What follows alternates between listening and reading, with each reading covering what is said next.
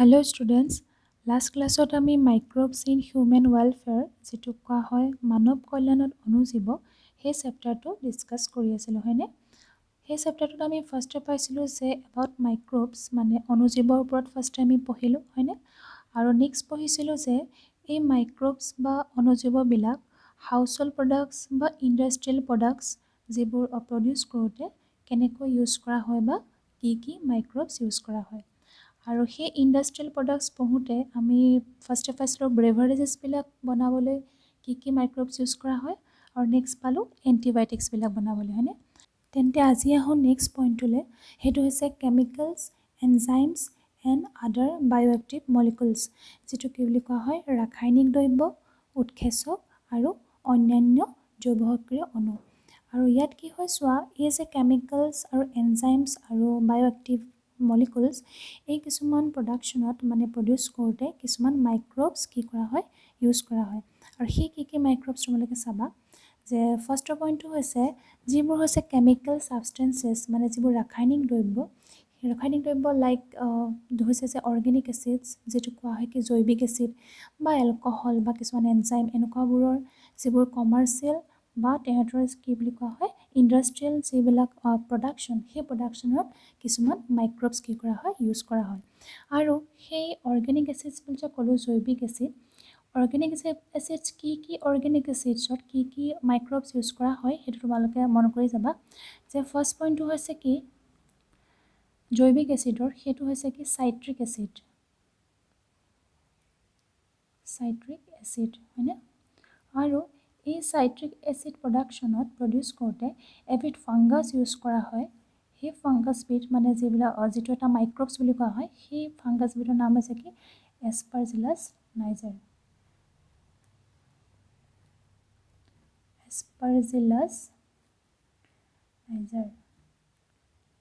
ঠিক আছে আৰু নেক্সট আৰু এটা অৰ্গেনিক এচিড হৈছে এচিটিক এচিড আৰু সেই এচিটিক এচিড প্ৰডাকশ্যনত এবিধ কি কৰা হয় জানে বেক্টেৰিয়া এবিধ ইউজ কৰা হয় মানে মাইক্ৰবছ এবিধ হৈছে কি বেক্টেৰিয়া আৰু সেই বেক্টেৰিয়াবিধৰ নাম হৈছে কি এচিটোবেক্টাৰ এচিটি লিখি দিছোঁ ৰ'বা এচিটোবেক্টাৰ এচিটি হ'ল নেক্সট হৈছে আৰু এবিধ অৰ্গেনিক এচিড সেইটো হৈছে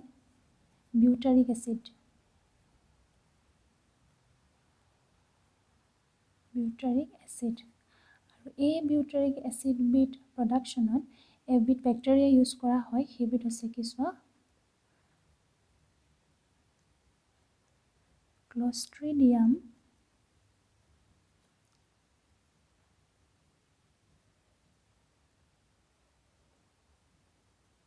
বিউটাইলিকাম হ'ল আৰু চোৱা আৰু এবিধ এচিড হৈছে লেক্টিক এচিড আৰু এই লেক্টিক এচিড সেইটো আমি সকলোৱে জানোৱেই এই লেক্টিক এচিড কি হৈছে প্ৰডিউচ কৰিবৰ কাৰণে এবিধ মাইক্ৰবছ ব্যৱহাৰ কৰা হয় সেইবিধ হৈছে কি বেক্টেৰিয়া হয়নে আৰু সেই বেক্টেৰিয়াবিধৰ নাম হৈছে কি লেক্টোবেচিলাছ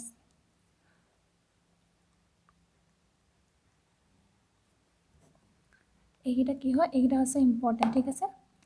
তাৰপিছত আৰু নেক্সট আৰু এটা হৈছে কি ইথানল যে কওঁ সেইটো তোমালোকে চবেই চিনি পোৱা যে ইথানলৰ যিটো কমাৰ্চিয়েল প্ৰডাকশ্যন তাত এটা ইউজ কৰা হয় এবিধ মাইক্ৰবছ সেইটো কি বুলি কয় জানা নাই ইষ্ট ইথানল প্ৰডাকশ্যন কি ইউজ কৰা হয় ইষ্ট হয়নে সেইটো আমি চবেই জানো আৰু সেই ইষ্টৰ নামটো কি আছিলে চেকাৰ'মাইচিছ চেৰভেচি এই যিবোৰ নামবোৰ এই নামবোৰ তোমালোকে মনত ৰাখিবা দেই চেকাৰ'মাইচিছ চেৰভেচি CEREPISIAE হ'ল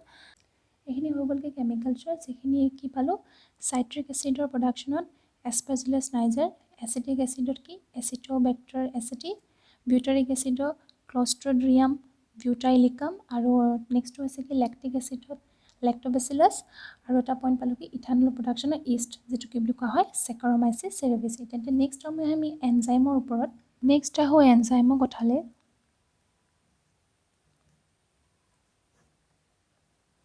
ইয়াত চোৱা কিছুমান এনজাইমৰ প্ৰডাকশ্যনটো কিছুমান কি হয় মাইক্ৰবছ ইউজ কৰা হয় আৰু ফাৰ্ষ্টে আহোঁ এটা কথা দিয়া আছে, সেইটো আছে ডিটাৰজেণ্ট। এই ডিটাৰজেণ্ট প্ৰডাকশ্যনত, ডিটাৰজেণ্টটো কি বুলি কোৱা হয়, অপমাৰ্জক। এই ডিটাৰজেণ্ট প্ৰডাকশ্যনত এবিধ এনজাইম ইউজ কৰা হয়, সেই এনজাইমবিধ হৈছে কি, লাইপেজ। আৰু এই এনজাইমবিধে কি কৰে জানানে, সেই যে আমি কাপোৰ যে ধুওঁ, কাপোৰ ধুব সময়ত ডিটাৰজেণ্ট যে ইউজ কৰোঁ, তেতিয়া কাপোৰত থকা যিবোৰ অইলি ষ্টেইনছ, মানে কিছুমান যিবোৰ তেলেতীয়া কিছুমান দাগ যদি থাকে, সেই দাগবোৰ কি কৰে, আঁতৰ কৰিবৰ কাৰণে এই এনজাইমবিধে সহায় কৰে, হয়নে? আৰু নেক্সট তোমালোকৰ আৰু এটা দিয়া আছে, এবিধ হৈছে এনজাইম, সেইবিধ হৈছে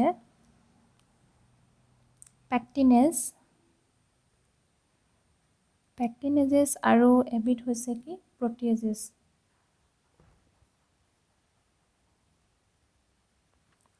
এই দুবিধ এনজাইমে কি কৰে চোৱা, আমি যদি সেই বজাৰৰ পৰা যদি কেতিয়াবা ফলৰ ৰস যদি কিনি আনো, যিটো ফ্ৰুট জুচ, হয়নে,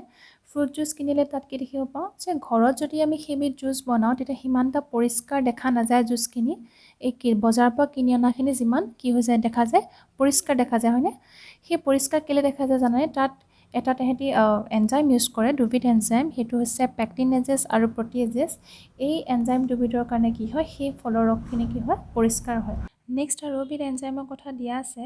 সেইবিধ হৈছে কি, ষ্ট্ৰেপ্টোকাইনেজ।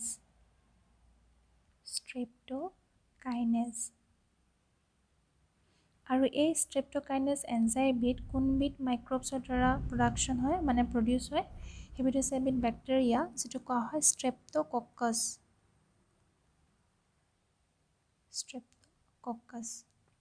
চোৱা ইয়াত কি হয় যে ষ্ট্ৰেপ্টোকক্কাছ নামৰ যিবিধ বেক্টেৰিয়া,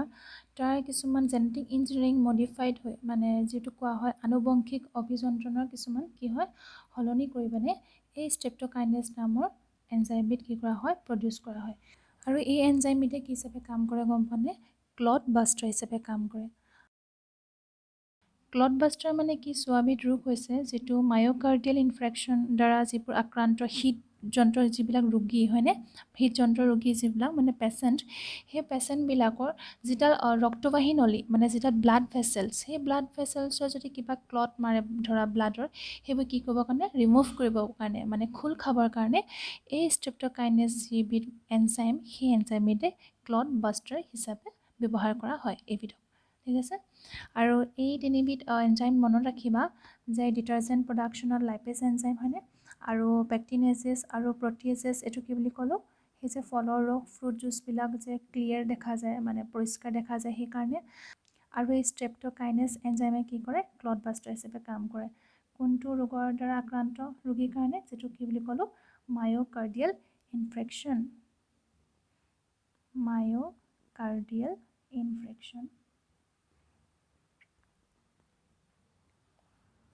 নেক্সট আমি আহোঁ বায়'এক্টিভ মলিকুলছলৈ, যিটো কি বুলি কোৱা হয়, জৈৱ সক্ৰিয় অণু।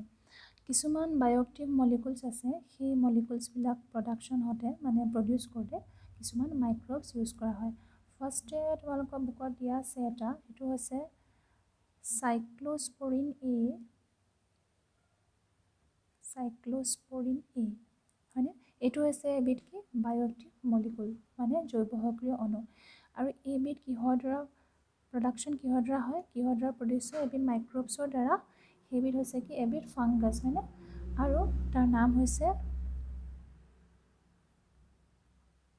ট্ৰাইকোডাৰ্মা পলিস্প'ৰাম।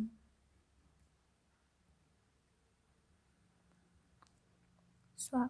ট্ৰাইকোডাৰ্মা পলিস্প'ৰাম নামৰ যিবিধ ফাংগাছ, মানে ভেঁকুৰৰ দ্বাৰা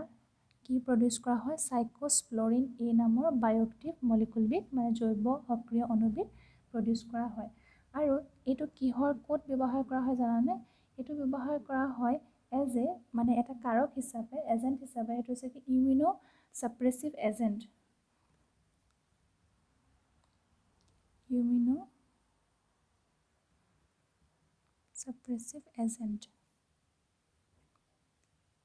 ইমিউনোছাপ্ৰেছিভ এজেণ্ট হিচাপে ক'ত ব্যৱহাৰ কৰা জানানে, এই যে অৰ্গেন ট্ৰান্সপ্লেণ্ট যিবিলাক পেচেণ্ট থাকে, মানে অংগ প্ৰতিস্থাপন কৰা যিবিলাক পেচেণ্ট, সেই তাত কি হিচাপে ইউজ কৰা হয়, ইমিউনোছাপ্ৰেছিভ এজেণ্ট হিচাপে ব্যৱহাৰ কৰা হয়, ঠিক আছে। আৰু এটা তোমালোকৰ নেক্সট দিয়া আছে, সেইটো হৈছে কি, বায়'এক্টিভ মলিকুল, সেইটো হৈছে ষ্টেনিনছ।